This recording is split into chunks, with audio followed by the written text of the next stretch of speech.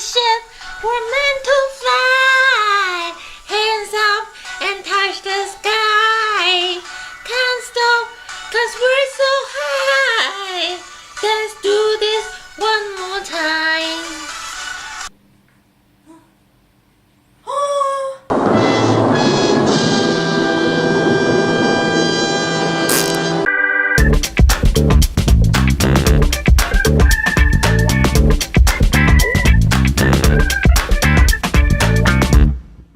Hi everyone, this week we're going to review another Armaggeddon mouse, which is Armaggeddon NRO-5 Starship 3. If you haven't noticed, we have reviewed a few other Armaggeddon mouse here.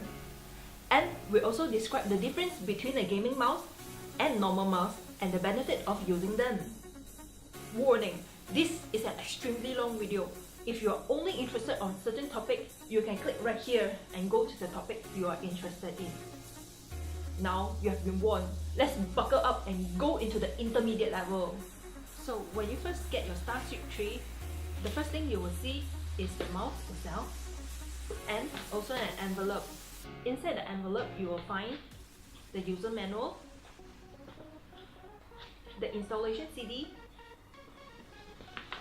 and a set of dust cleaner.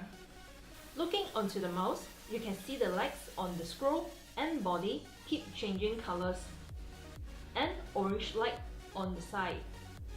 There are 12 physical buttons on the mouse, including the scroll left and scroll right function.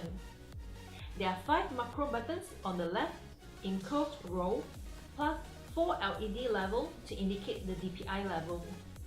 On the top, we have the standard left, right, and scroll button, including scroll left, scroll right, plus an up-down button assigned to control the DPI level by default. On the bottom, you can see a latch of the weight tray. Pull it down and you will see the 6 individual weights in the tray where you can add or remove. You can control the mouse well even without installing any software like scrolling and changing DPI. However, the most powerful feature on Starship 3 are only unleashed after you install the mouse driver. So pop that CD in and get your installation going. I personally have some problem installing the mouse driver. If you have the same problem, just uninstall other mouse driver before you installing it again. Next, you should be able to see the yellow Armaggeddon logo on your taskbar. If not, click the Customize to customize your notification area icon. Search for Starship 3, click on the drop down and select Show Icon and Notifications, and you will able to see the yellow Armaggeddon logo appear on your taskbar. Click on the logo and you will see a new window pops out. Let's start from basic. On the bottom center of the window, you will see 2 buttons to alternate side view and top view of the mouse to ease your button customization. On the left is the config button to select the profile you need. For the other mouse that I've reviewed before, you can create a single profile for each of the application you are using. But in Starship 3, it is slightly different. You can create multiple profiles for each application that you use. For example, in Photoshop, I can create a profile when I'm doing RAW, another profile when I'm doing color editing, and another profile when I'm doing filter editing. I'm just giving an example in Photoshop. You can also use this profile setting when you are gaming or even doing office work. If you are playing as a different character, you might have need to use different skill sets. For example, if you are playing as a carry, you may need to spam skill more frequently, whereas if you are a support, you may need to access items more frequently. Obviously, both of these characters are using different buttons, so you can use the profile setting to set it accordingly. Same thing happens in office work. If you are using Excel to do data navigation, of course you need the shortcuts to navigate accordingly. But if you are just using Excel to create graphs, then you will need the graph shortcuts at the tip of your finger. Then on the bottom right is the reset, cancel, and save button. On the top, there are 2 columns. On the left column, you can see button assignment, macro manager, XY sensitivity setting, and macro light button. The button assignment let you customize the 12 buttons on the mouse, alternating between side view and top view. There are 16 choices on the button assignment and more sub-choices in it. The complete list of the button assignment is in the description box below. There are two interesting assignments I want to point out. Other than assigning the button to become a single key from your keyboard, you can also assign it as a combo key or macro key. You can select up to 3 key combinations, or if you need more, you can create a macro in the macro manager. For example, if I finish editing a photo, I would like to save as a copy and close the window accordingly. If I were to use keyboard, I would need to press Ctrl Alternate S, Enter, Enter, Ctrl W, and voila! Since I'm using the command frequently, I can actually record the command as a macro, and when I press the button that assigned with the macro, it will perform the job automatically. As for the XY sensitivity setting, most of us don't really care about it. Unless you are a sniper in an FPS game, then you might need to wobble your mouse up and down more frequently for aiming.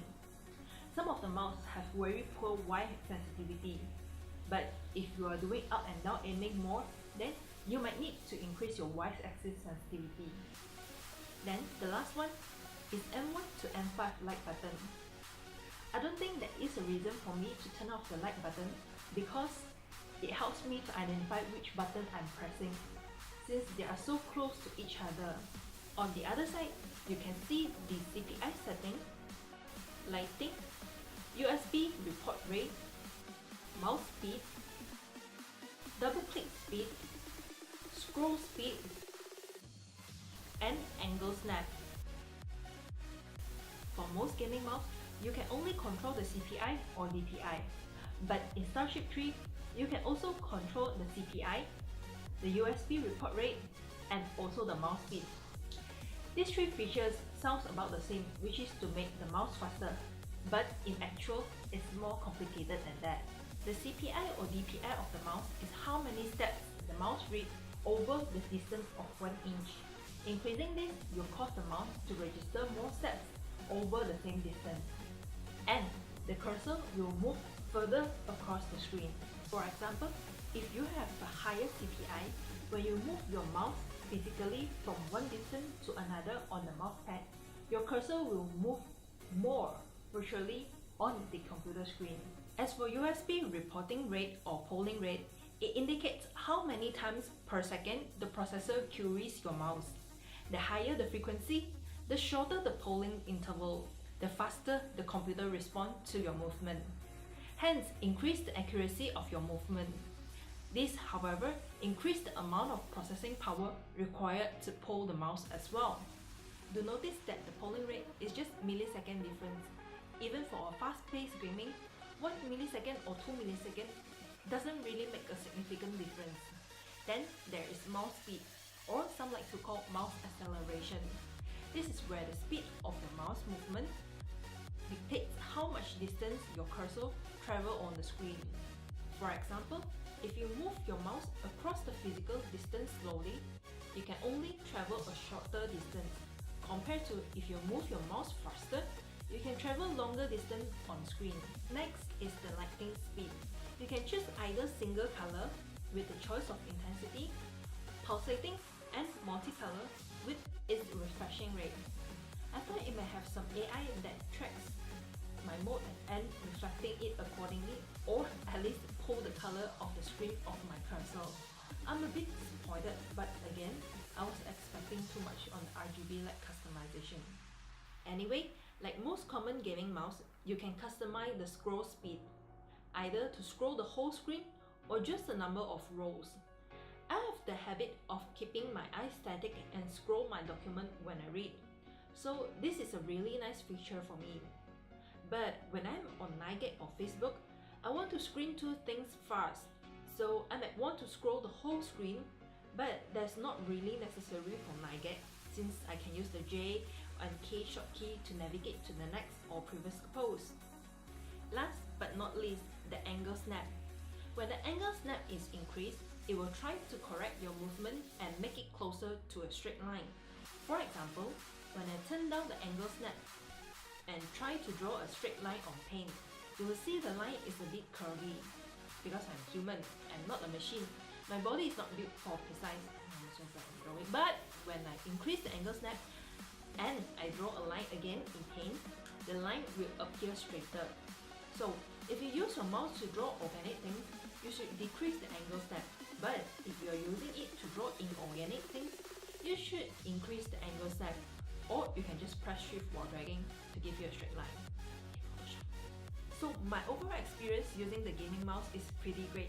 It gave me so many customization options that is not available on the entry-level gaming mouse.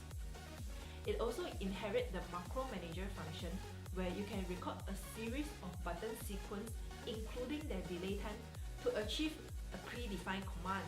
The only problem that I have with the mouse is that the macro buttons are too near to each other. It will take some time for me to learn the position of each macro button before I double checking every time. That's all for this week. Thanks for liking us and subscribing to us. If you like our video, please share it to your friends as well. See you again next week. Bye bye. The design for the Wiko Ufeel, I will only describe with one word. Okay, cut. Let's go to the next section. Okay, now you director or I director?